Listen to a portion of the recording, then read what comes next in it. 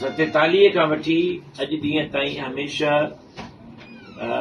नंढनि सूबनि सां ज़्यादतियूं थींदियूं रहियूं आहिनि। नंढनि सूबनि जे हक़नि खे मारियो वियो आहे ऐं हमेशह नंढनि सूबनि खे यतीम खानो सम्झियो वियो आहे। 78 साल जे अरसे में नंढा सूबा पंहिंजे हक़नि जी जंग विड़ी रहिया आहिनि, लेकिन उन्हनि खे खैबर पख्तूनख्वा जी सूबे सिंध जी साॻी आहे।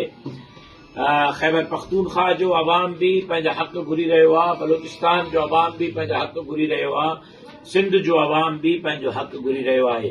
मां सम्झां थो त हक़ घुरण वारे खे अॼु बजाए हक़ ॾियण जे दहशतगर्द कोठियो थो वञे, इंतहा पसंद कोठियो थो वञे, मुल्क दुश्मन कोठियो थो वञे।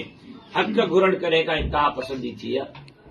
हक़ घुरण कॾहिं खां मज़हबी या क़ौमियत जे बुनियादनि ते दहशतगर्दी चवराई आहे।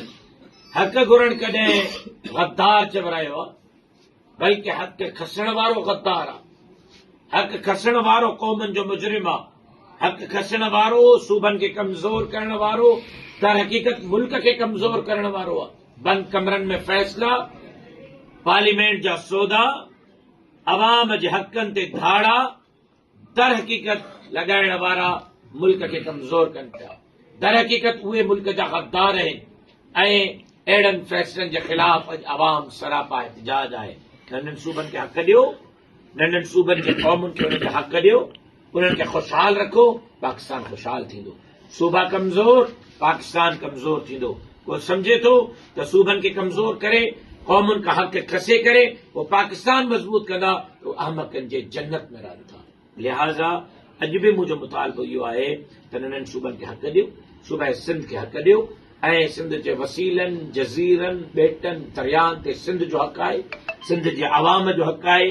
सिंध जे अवाम जे मर्ज़ीअ खां बग़ैर उन ते जेकॾहिं धाड़ा हणंदो, अवाम निकिरंदो। Abdul Fatah Odo, A4 news 786।